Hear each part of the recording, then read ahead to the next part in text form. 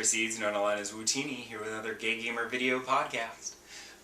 It's obviously Christmas, and like I think many gay gamers, I spent Christmas evening, although I know some people watched it earlier in the day, watching Wonder Woman 84. So, quick movie review. Haven't done one of these in a while, because there hasn't been, like, newly released movies to review like I used to. But this was released in theaters and on HBO Max on Christmas Day. And I'm hoping that the majority of people who saw this saw it from the safety of their own homes on HBO Max, because this is not worth going to a theater and risking your health over. I didn't hate it as much as my husband hated it. He really did not like it. I found enough good in it that it was fine. It's just really long, and they could have easily cut an hour out of this movie and made it a much tighter, more entertaining film. It's hard. There's a lot going on in it, and that's the problem. They just overdo everything. It's too much, and for a movie that's supposed to be about a female superhero, I feel like Pedro Pascal's Max Lord got more screen time. Like, he hams it up, which is fine, like, whatever.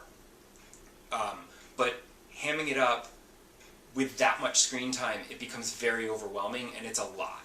And, like, Kristen Wiig, who I was actually concerned about her casting, I was like, can she do this? Can she be a villain? I don't know.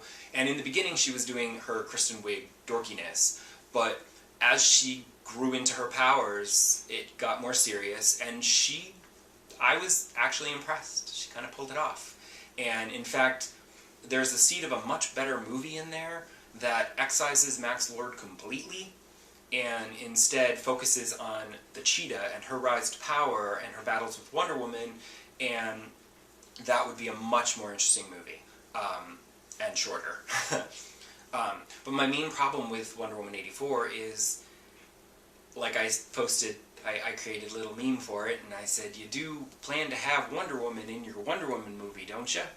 Because after an initial action sequence on Paradise Island where Diana's a little girl, you get one little Wonder Woman action scene in a mall, and then it's literally like over an hour before you see Wonder Woman again. And it's like, come on, we're not here for this, you know?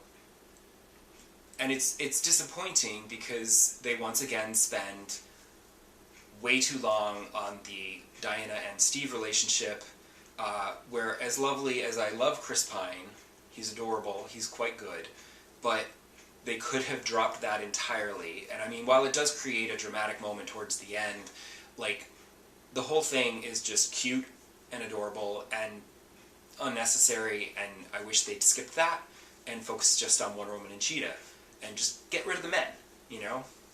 Make it a Wonder Woman movie, not a Max Lord movie. And there is good stuff at the end, like once she is Wonder Woman and she is doing Wonder Woman superheroics, it's much better. Although I will say that a battle with the... I'm trying not to spoil, even though I know you've all seen it already. There's a battle with the cheetah that takes place where they're actors, and they're having a fight scene, well, and stunt people. And that is so much more effective than the later battle, where it's just CGI people and it looks like a video game cutscene.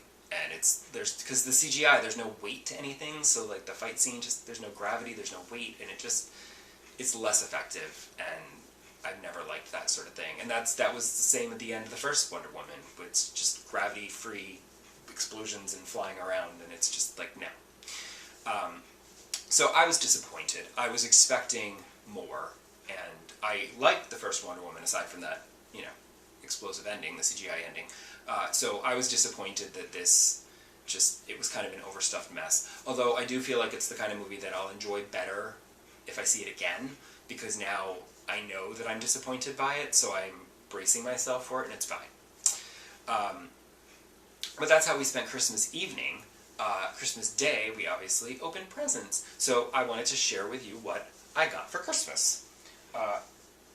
In my stocking, I got a little Sesame Street gun character, which is I would have accepted Big Bird or Oscar the Grouch. Bert and Ernie wouldn't be good by themselves. I'd want both, which in a blind bag is not going to happen. But I got the absolute best one because I got Oscar the Grouch. So that's awesome. Then he also got me this Dia de los Muertos origami kit, where you can make skulls and the little cutout skulls, and I will endeavor to screw that up later. It comes with a whole lot of paper, so I can really screw it up a lot. Hopefully I'll get it eventually. He got me a couple of movies. First, he got me The Day the Earth Caught Fire, which I've never seen, but I heard about, and it sounded really, really good, but I couldn't find it on any streaming services, and I couldn't rent it anywhere, so he just got it for me. So I hope it's good, because now I own it. But that was basically a replacement because the movie that he wanted to get me got lost in shipping somewhere. It's been sitting in Connecticut for a few weeks now, I think. But he did do an adorable little drawing of the cover art. It's Silent Madness, which is like an 80s slasher movie that's in 3D, and it was just released on 3D Blu-ray, and I was very excited about it, but it didn't get here in time, so it's good. Christmas will last into January, because when the package eventually shows up, I get to have another Christmas present. I also got the second volume of the Master of Kung Fu Epic Collection from Marvel Comics. It's a great series. I very much enjoyed it, so it's nice to have it all collected. Hopefully they keep doing more so I can get the whole series in the collections and they don't say, this isn't selling, never mind, and then I'm stuck with half the series. I got an adorable Animal Crossing calendar for 2021. I gotta say, admittedly, I'm slightly disappointed in some of the artwork. It's sort of like, it's just an illustration of Isabelle at her desk, it's sort of like, I liked the ones, where it's like a whole bunch of different characters and it gives you something to look at. But yay, Animal Crossing. And then he also got me another Animal Crossing present, this absolutely adorable Tom Nook beanie, which I'm not going to put on, but I'll share a picture that I put on my Instagram. And then, this is one of my favorites. It is a t-shirt for Whalum Park, which is you'll have a whale of a time. I used to go here all the time as a kid when I would go visit my grandparents in Massachusetts, and it was a small amusement park in Lunenburg, Massachusetts, Route 13, and it's just fun, and it's a company called Local Vintage, and they do all kinds of great vintage t-shirt designs, and I went there because somebody had a Caldors one, and then I saw the Whalum Park one, and I was like, oh my god, I have to have Whalum Park, but it wasn't in stock, so I basically was like, here's my email, let me know when it's back. And then when it came back in stock, I was basically like, why should I buy it for myself? It's December, it's a Christmas present, let's go. So that was this year's Christmas, and this is my favorite Christmas decoration. I got it for my grandmother because no one else in my family wanted it, because it's hideously cheesy, but it's delightful and I love it. That's it for this week. I did start a new game, but I treated myself for Christmas. I gave myself a Christmas present.